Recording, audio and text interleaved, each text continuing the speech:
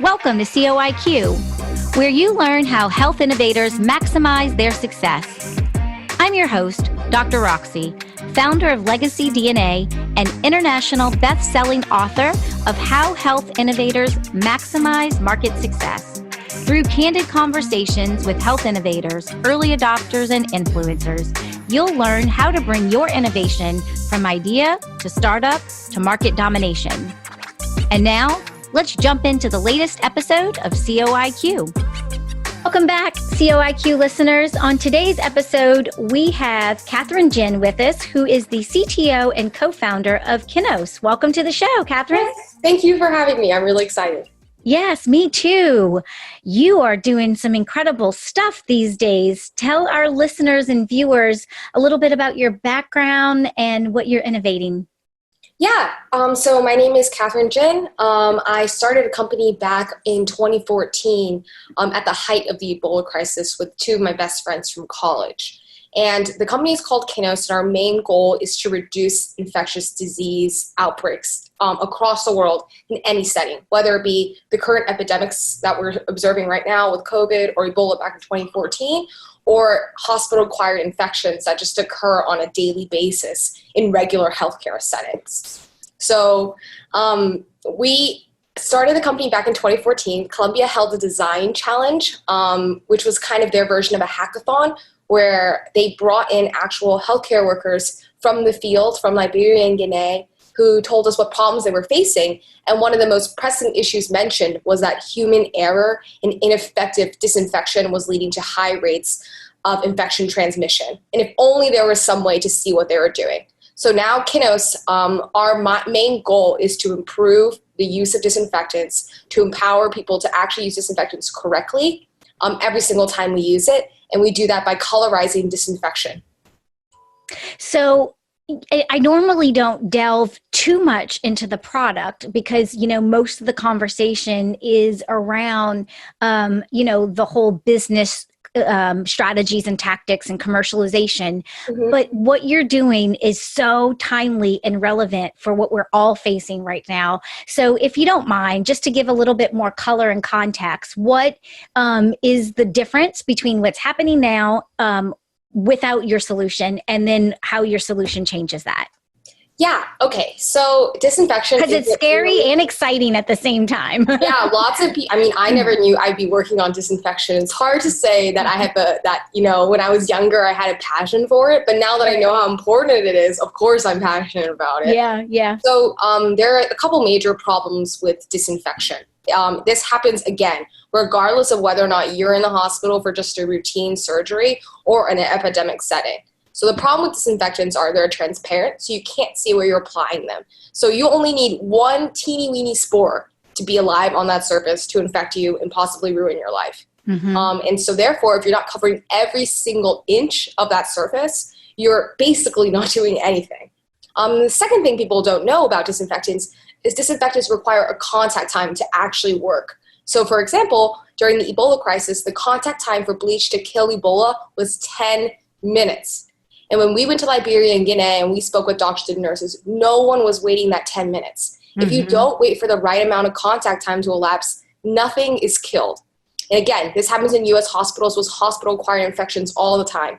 MRSA, C. diff, et cetera, et cetera. You want to put bleach or a similar disinfectant down on a surface for 3 minutes and wait for the 3 minutes to elapse before you touch that surface. But unfortunately, it's very difficult to know when 3 minutes have passed. It's very difficult to know if you've covered every aspect of the surface. Yeah. So therefore, what we've invented is Highlight. It's a patented color additive platform that is combined with existing disinfectants that are already widely used. So Highlight enhanced disinfectants are colorized, so you can see exactly where you have and have not colored. And then the color fades from colored to colorless after a few minutes to approximate when disinfection is done and the surface is safe to touch. So Highlight overcomes language, education, and training barriers and immediately enables a completely untrained person to correctly disinfect surfaces every single time a disinfectant is used. So it's just absolutely incredible. And like I said, scary as well, because when you think about what goes on in a hospital setting every day, like you said, when a pandemic is not happening, it's really scary to know that. But yet exciting to know that there's a solution like yours out there. And so because of that, like this solution was just as important prior to our COVID crisis as it is now. Yes, exactly. I think the main thing I want to emphasize is infectious disease prevention isn't something we should only be thinking about during times of an epidemic. Millions of Americans every year, millions of people globally are affected by these infectious pathogens. So let's say you go to a hospital, less than half of critical services in healthcare settings are properly cleaned. So that's already a huge amount. If you're going to go in for a small routine surgery, let's say you just need to get some stitches or something, or just get an IV put in, you're not expecting to come out of the hospital with a life-threatening illness, right? Right. But that's what happens if you get C. diff. We met a patient that came in just for a little tiny surgery, and he was in the hospital for 2 years because he couldn't fight off that C. diff infection. So and it can be deadly. It can be deadly. Yeah. Yes, exactly. And increasingly in this interconnected world, we are really not doing a good job across the board in protecting ourselves from infectious diseases, as everyone can clearly see with what happened with COVID-19. You know, proper decontamination doesn't only need to occur in hospitals, it needs to occur in food settings, travel settings. You know, right now the MTA is cleaning the subway carts every night. I argue that they should have been doing that already. And I think to prevent COVID-19 in the future, they should do that all the time. Oh, yes, the grocery store carts too. Ah. Yeah, there are so many things we encounter every single day. We don't realize how many people have come into contact with and are honestly so contaminated. Yeah. So it's really invisible. To clean well.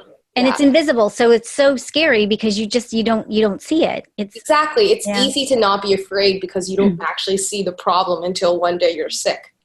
There's no actual enemy you're fighting, so it makes people complacent.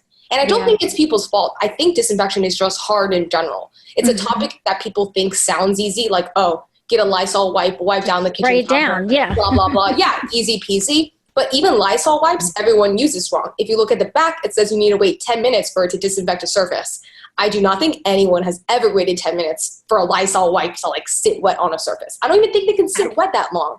So absolutely right, exactly. If it sat that long, it'd probably dry out. Yeah, exactly. So yeah, just in general, disinfection is hard. Decontamination is hard. We're giving this job to EBS workers in hospitals who are often undertrained. They're working multiple jobs, and they have to balance a lot of things. They not only have to make sure the room is super, super clean, they also have to make sure the doctor can come in and out, the family can come in and out, and they have to turn over a massive number of rooms in a tiny amount of time. Yeah. So giving them a better tool hopefully will improve disinfection across the board.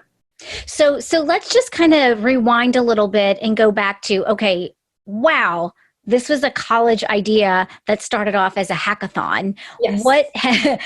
Which is so incredibly exciting. What has your journey been like over the last 3 years? The ups and downs, the game-changing decisions and wins, and some of the challenges that you faced. Yeah. So transitioning into an actual company versus a school project or a school startup, that requires a lot of work. Yeah. I think a lot of people in college want to start startups, and a lot of people want to do their own thing. But it really does come down to, at the end of the day, your own personal level of commitment. So me, Jason, and Kevin, we went all in. When we graduated, we knew we were only going to be doing Kinos. That was going to be our only focus. And I think that was very good, but it was also very stressful because right when we graduated, we knew we had to raise an outside round of funding. Up until we graduated, we had been funded primarily by grants and competitions. So we had taken no equity funding, but we knew to reach the next level, to implement our next product, which is a Highlight Wipes product for US hospitals, we need to raise money. And so, that was obviously a very, very interesting challenge for 3 recent graduates. I hadn't ever made a slide deck for a company before, and we used to go to meetings with potential investors and not even know how to ask for money. We'd have a whole lunch, and at the end of the meeting, I don't know, I was like, am I supposed to say are you going to invest in us? Right. I don't know what's the next step here. And so it took a long time to raise that first round. Obviously, it took pretty much all of 2016. We closed around in 2017.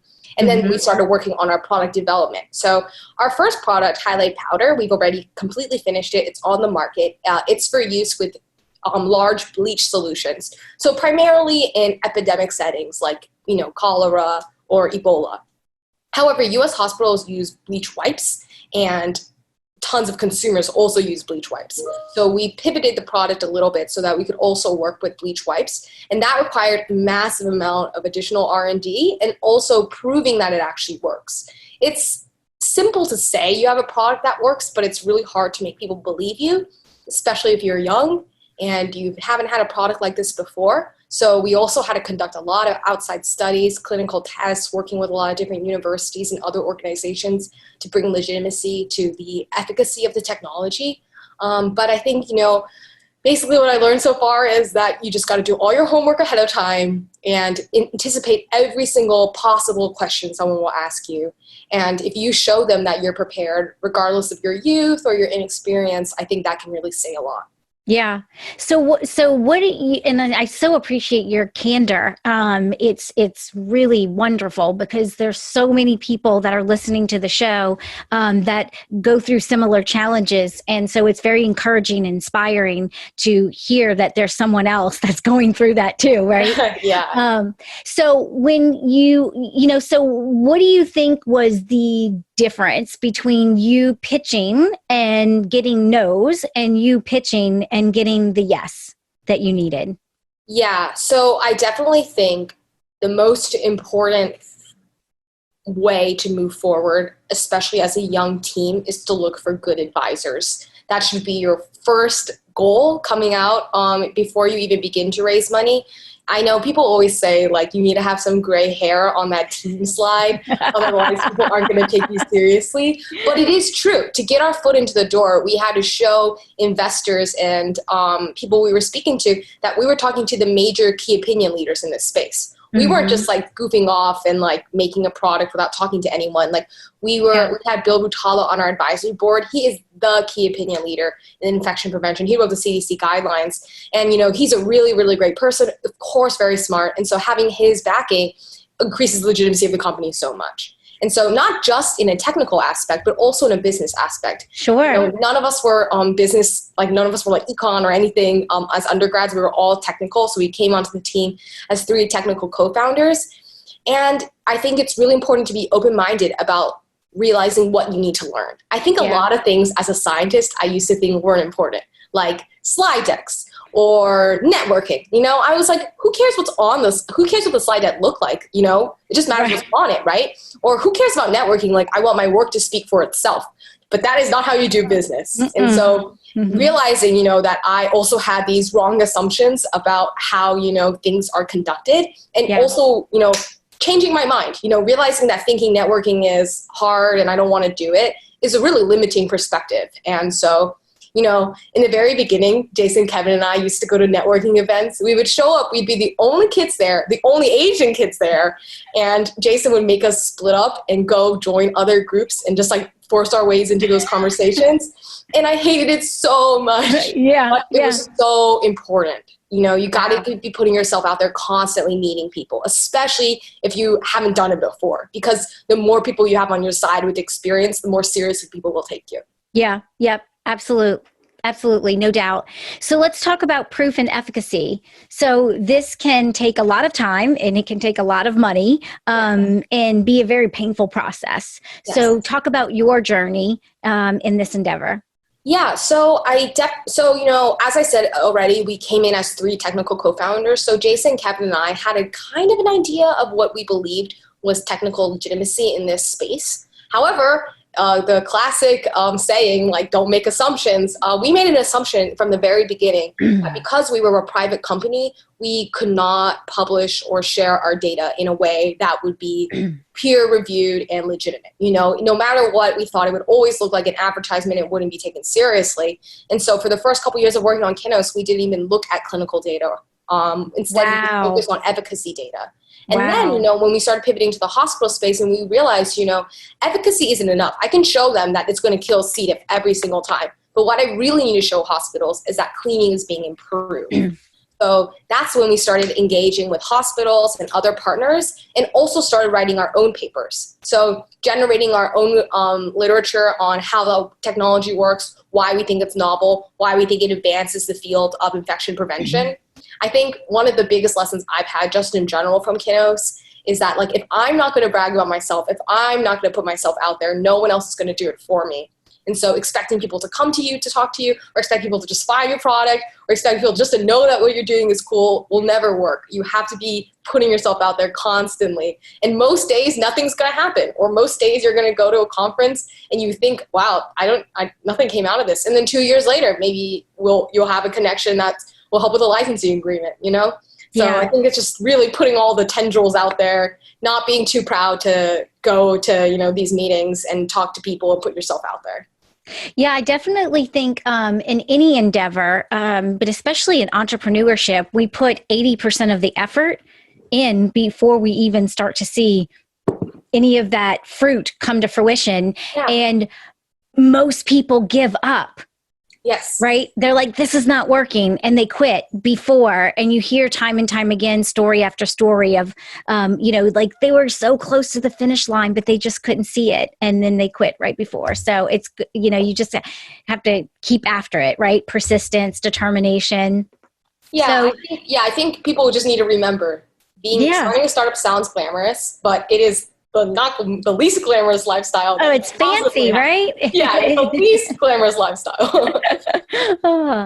So you also talked a lot about collaboration with key opinion leaders and different stakeholder groups. So share with us a little bit about that journey, because I think that you had a very enlightening experience that helped you pivot and change your product, like you said, from ideation, from really what was going to be viable in the marketplace, and to some of the features and functionality of that. So let's talk about that. Yeah. So I think part of being a good startup founder is to be constantly looking for who your end users are going to be. So before even kind of any of the prototyping of our physical device began, Jason, Kevin, and I were in hospitals shadowing EBS staff, the people who clean the room, for days and days and days on end. And we watched them, we asked them their problems, we cleaned some rooms ourselves. And I think that gave us a really good understanding of what the actual pain points were for the end user. So at the end of the day, the most important thing about the product is that the actual person that's using it likes it and feels like they're doing a better job because of the product.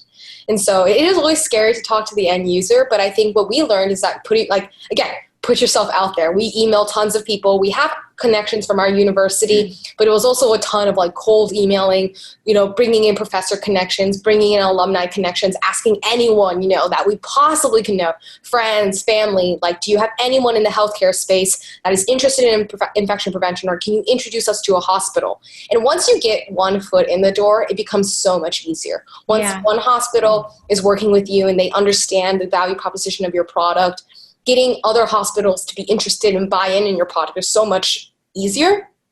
But I do think the most important thing is that you need, as a founder, to not only be engaging key opinion leaders and, great advisors, but also to be constantly engaging the actual people that will be using your product. So, because at the end of the day, all the EBS managers told us, it doesn't matter if they don't like the product, we won't buy it. And so, that came down to we had to make a product that people would actually use and people would actually like. So what were maybe some of the assumptions that you made about what the product would look like versus what you learned when you shadowed them and really took that first-handed information?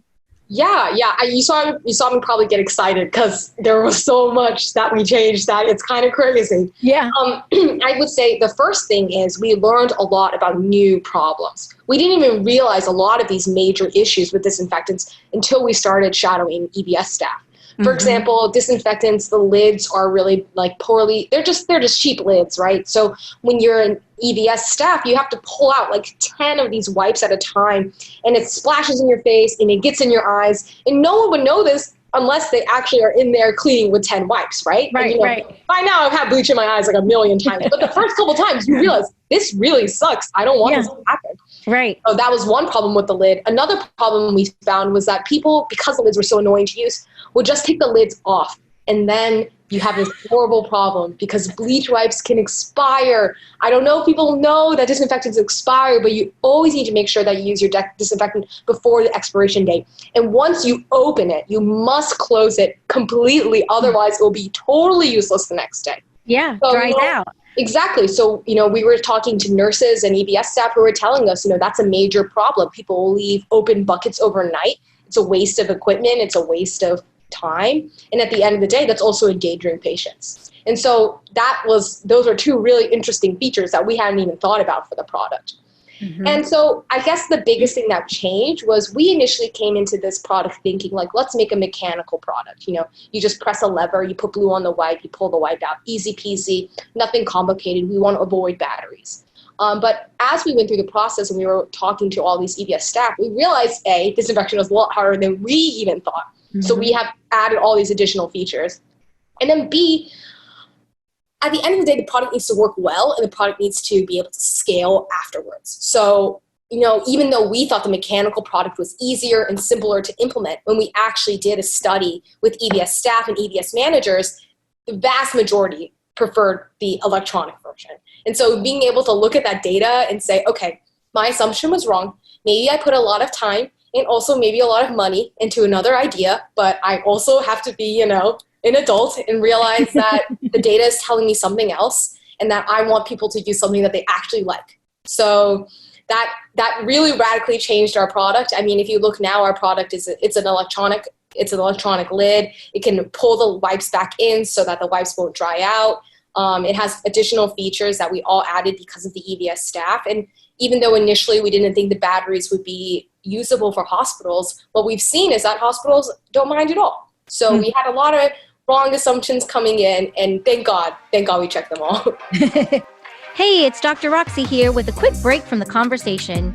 Are you trying to figure out what moves you need to make to survive and thrive in the new COVID economy? I want every health innovator to find their most viable and profitable pivot strategy, which is why I created the COVID Proof Your Business Pivot Kit. The Pivot Kit is a step-by-step framework that helps you find your best pivot strategy. It walks you through 6 categories you need to examine for a 360-degree view of your business. I call them the 6 critical pivot lenses. As you make your way through this comprehensive kit, you'll be armed with the tools, tips, and strategies you need to make sure you can pivot with speed without missing out on critical details and opportunities. Learn more at legacy-dna.com/kit.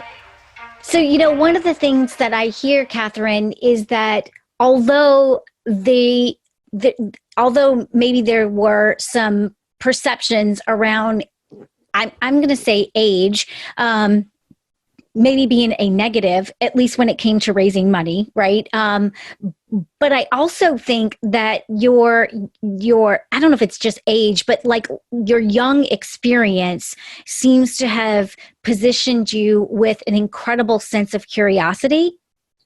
And so instead of being kind of, I've been doing this for 20 or 30 years, I know what needs to be done. It sounds like you and your team have gone into this with a curiosity and an openness to really be flexible and agile for collecting that real feedback, which I think is incredibly important because most entrepreneurs don't do co-creation. And when they do co-create, majority of the time, it's after they've already designed the solution and they are just going in to it's confirmation bias. I am going to ask people to, yes, you like this? Yes, I like it. Just agree. So they really aren't seeking real feedback because it's a pain. I mean, I've been there where I've invented something and you put your heart and soul into it. You put all this money and effort, and then you realize that it's not you haven't reached product market fit yet. You need to do something different, and you're like,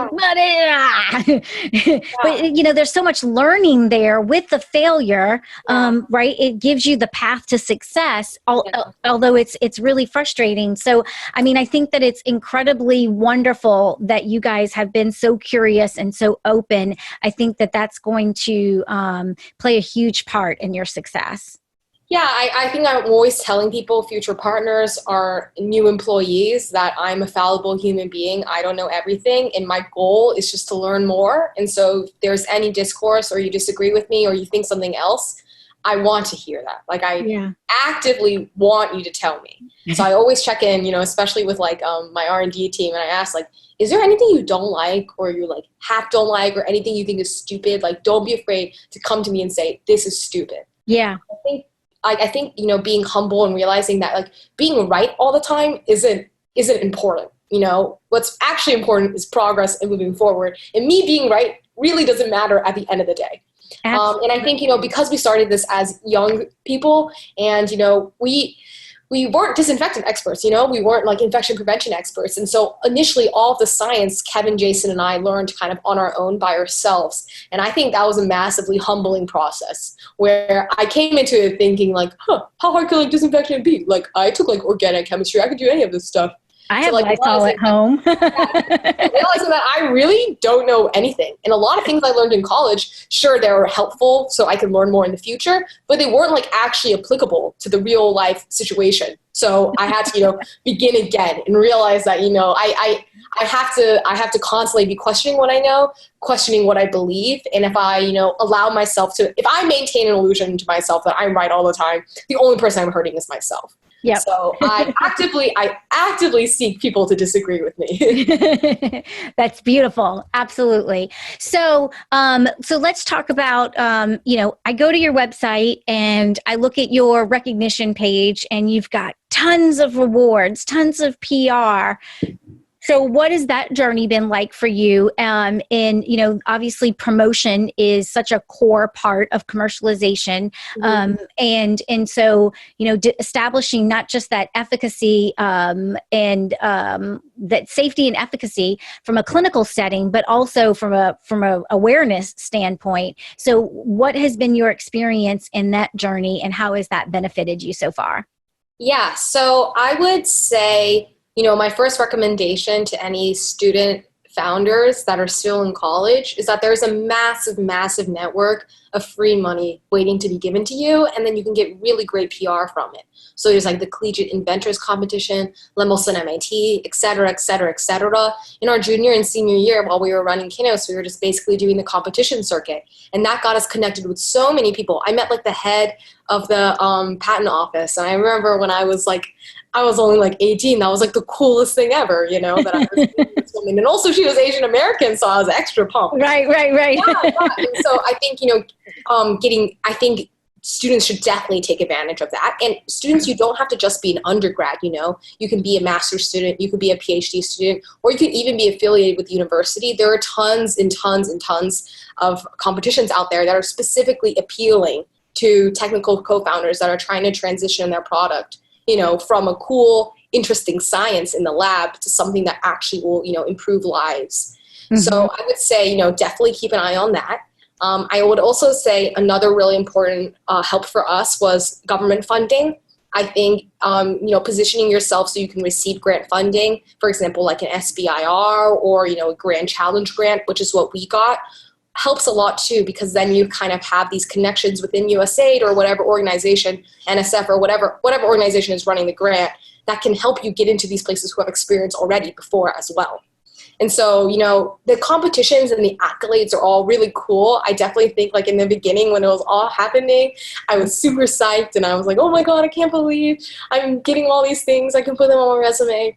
But you also realize as, you graduate and you grow up that it doesn't really matter. I don't ever look at my resume. I don't even know the last time anyone has looked at it. Right. It really goes to show that, so those awards are cool, but the real important thing that came out of those were like the connections and the people that we met. So even if you don't win, it's just good to put yourself out there, constantly just be learning and meeting more people. I think that's the most important thing that we learned.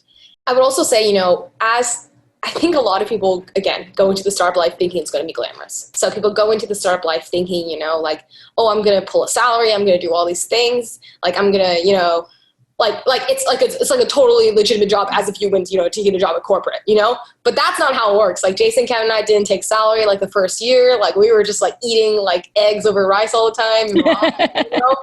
We had a lot of like very funny experiences looking back, and I'm very lucky and privileged that I could start a startup after college. Like I didn't have to support my family or anything like that. But right. I think so realizing that you're going to have to make a lot of sacrifices if you want your startup to be successful. It's going to require a lot from you, and so just being aware that you're going to have to humble yourself many, many times in the upcoming years. Yes, definitely. So I want to talk about timing. So, a lot of times, when you hear these successful startup or entrepreneurial stories, you hear, there's luck, and then there's definitely timing and so it's pretty darn incredible that your college project like 4 years ago led you to something that is so necessary, again, always, but even more at this moment in time as we're talking about the pandemic. So how when you think about your pre-COVID strategy and what's happening now, what changes have been made, if anything?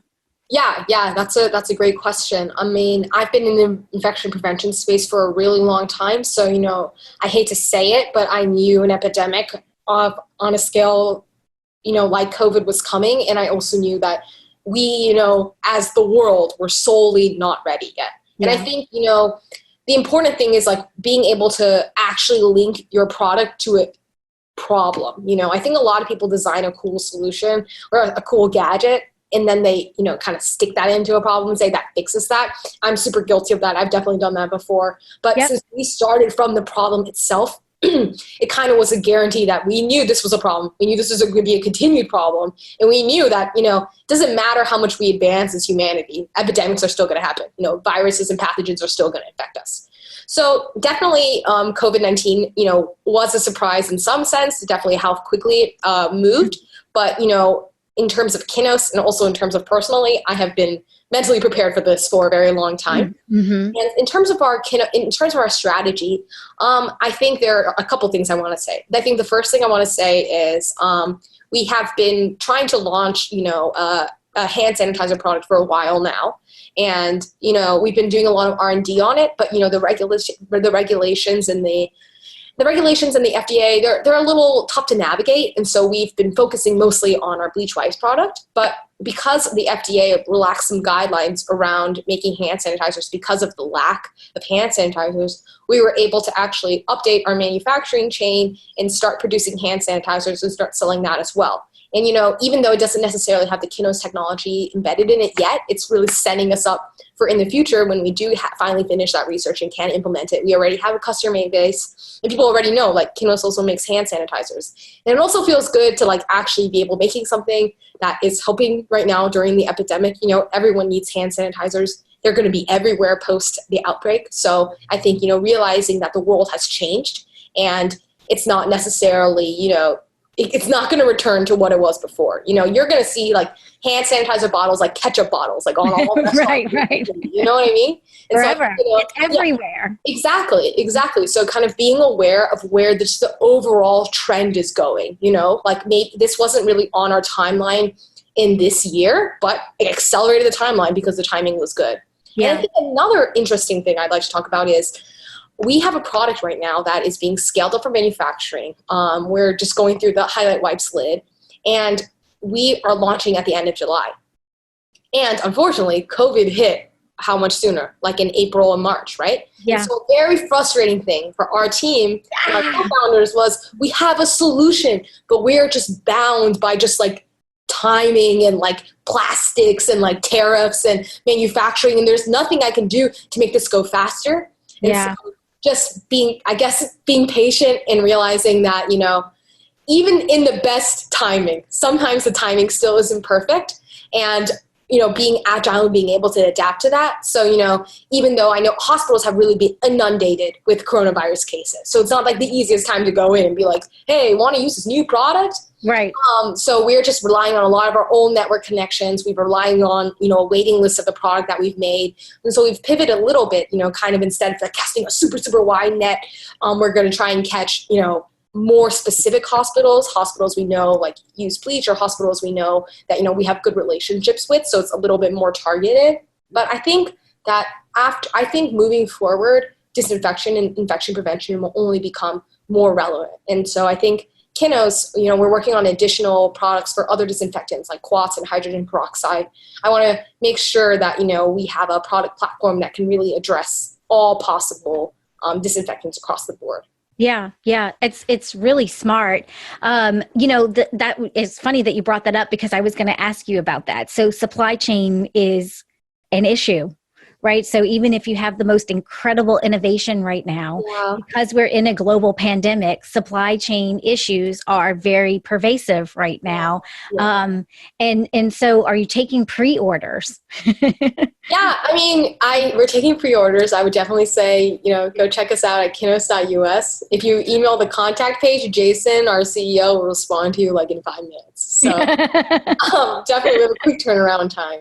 I think it's definitely weird to be working on something right now in this time. I have most of the people, are losing, I guess, their sense of normality, right? Like people are losing their jobs, or people, are, not able to pursue the same path that they wanted to pursue before coronavirus. And I feel very fortunate and lucky that, we've been able to grow our team during this period. We've been just like pushing forward during this period. So even though it's really frustrating, some of our manufacturing is done in China. And when, all of China was locked down, that was like 2 months of nothing getting done in manufacturing. Yeah. And there's nothing we could do. Everyone's quarantined at home, So just, I guess, rolling with the punches. I think you really need to know, what is out of your control that you have to just accept and learn to live with, and what is in your control that you can push forward. And so what was in our control was looking at new suppliers, was contacting our suppliers, all over, and trying to find the right ingredients and bottles to make hand sanitizer. What wasn't in our control was, ramping up our manufacturing for our Highlight Lids launch, which is why, it's being launched in July now as opposed to a little bit earlier, which we wanted. So I think, pluses and minuses either way. I'm just trying to be realistic about the situation and not take anything personally. So it sounds like you have a really, whether you've done this intentionally or not, it sounds like you have a really solid self-talk strategy to help you weather this mentally and emotionally. Yes. I mean, we've been running this company now since 2014. That's 6 years. That's 6 years of like failures and accumulated embarrassments and like things that I did when I look back, I cringe, or things I look back and I'm like, that was so dumb. Yeah. I think, being able to talk yourself through the hard times is so important, because this happens so many times throughout Kinos where like a problem occurs and I'm just like, is it all over? Is that it? Does it just end now? So I think, and then 20 minutes later, 4 hours later, you get another call and you're on the mountaintop, right? I know the drama of being a startup founder, it's insane. Yeah. So I think also part of that is not letting the highs get to your head, not letting your successes make you too happy. I think the award example is a great example. Like when you got awards, I think they were really cool and they were really fun, but we were always reminding ourselves at the end of the day, this is just an award. Like, to actually make an impact, we need to get this in hospitals. It doesn't matter what list we are on or what it says on our resume. It really just depends on actual impact. Yep, absolutely. That's awesome.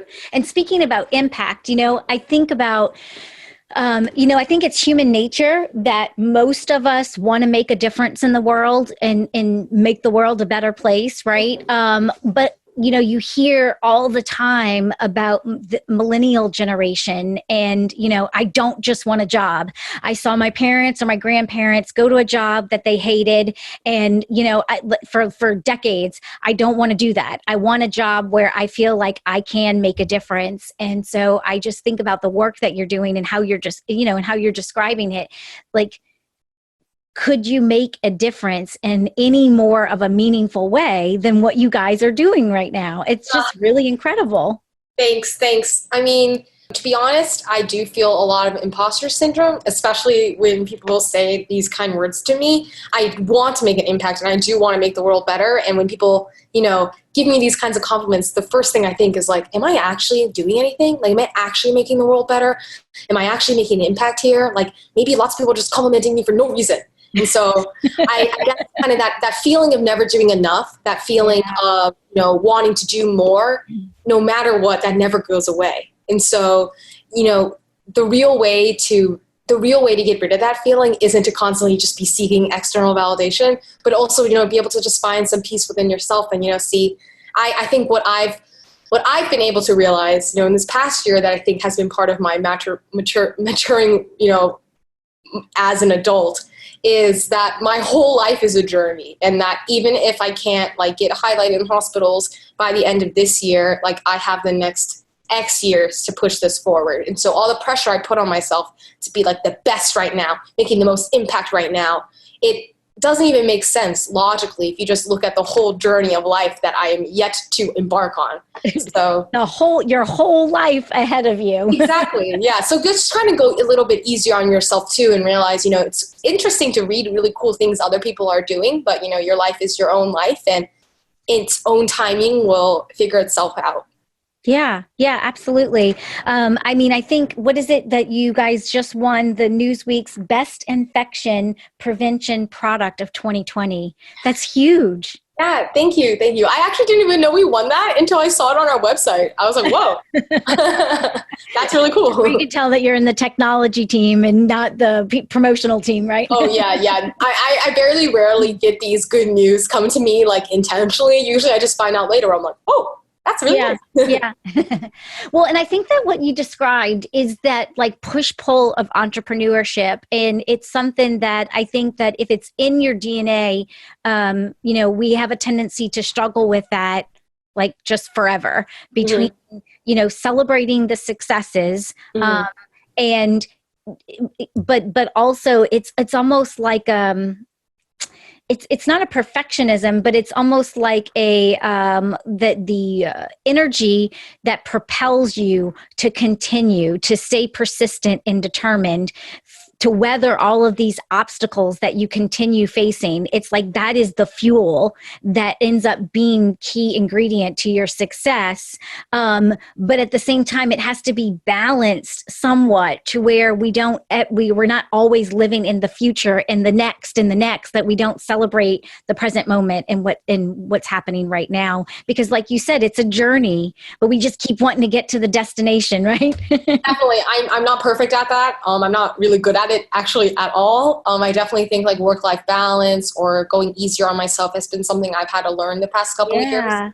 It's kind of stressful as a startup founder, because you're if no one's working, if I'm not working, no one's working, if I'm sleeping, no one is doing what needs to be done. And so taking kind of even any kind of break, to eat lunch or talk to a friend, I'm just the only person I'm hurting right now is myself. What am I doing? But, we have to give ourselves those little allowances. And I think for me, at least, it's just remembering that as a human being, I'm so fallible. So expecting any level of perfection from me is impossible. So absolutely. Expectations. And continuing to surround yourself with people that have walked this journey and learned a lot of these lessons to be to be able to communicate and go, yeah, I was there too.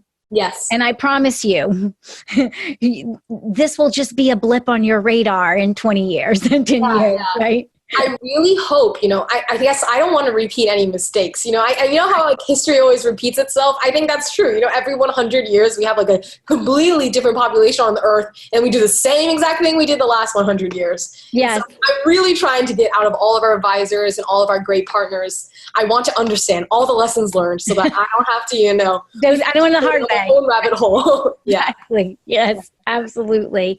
So as we wrap up here, is there anything else that you would want to share with our listeners or our viewers who are in the trenches right now, maybe at different stages? Maybe they've been able to pivot to a COVID solution, or maybe they haven't, and they're still questioning right now whether they even have a relevant business going forward. Anything that you want to share? Yeah, I would say the first thing is something that I remind myself all the time is that even if Kinos fails tomorrow, it's not necessarily a failure for me. How much I've learned over the past couple years, the people I've met, the stuff I've been able to do, the places I've been able to go, those are going to be with me forever and, have contributed to the person I've become. So trying to I think being able to have that kind of perspective and take a step back and realize, even if it wasn't COVID, it could have been something else. Startups really, really don't succeed that much. And so you have to, as a startup founder, trick yourself into at least being comfortable with some level of what we would call as failure. But I don't think it's failure at all, because it was clearly a learning experience that, Sure. I got so much better at. And I think the other thing I would say is that, during this time, I think disinfection is super, super important. And our CEO, Jason, wrote a really, really great blog post on our website about how to properly clean surfaces and how that's relevant for people during this time of COVID-19. And it has nothing to do with Kinos, it has nothing to do with Highlight. I just want people to use disinfectants correctly, and I want people to feel safe. So if anyone's also interested in learning a little bit more about how disinfection can help you protect yourself against COVID-19, you should check out our blogs on our website too. So tell our listeners and viewers your website, and also if they want to get in a hold of you, what's the best way to get in contact? Yeah, so our website is www.kinos.us. You can reach me at my name, Katherine at kinos.us. But if you also just contact us through the form online, I guarantee that I will see that email in 1 minute. So I'm very easy to reach. I'm always excited to talk about disinfection, whether or not it's related to Highlight or not. This is just a space that I'm really interested in. So, would love to connect with anyone that sees any relevance or thinks anything that we're doing is interesting. Thank you so much. I love your energy. I love your transparency, and it's been a pleasure to have you on the show. Thank you so much. Thank you for having me. This was really fun. Thank you so much for listening. I know you're busy working to bring your life-changing innovation to market, and I value your time and your attention. To save time and get the latest episodes on your mobile device automatically, subscribe to the show on your favorite podcast app like Apple Podcasts, Spotify, and Stitcher. Thank you for listening, and I appreciate everyone who's been sharing the show with friends and colleagues. See you on the next episode of COIQ.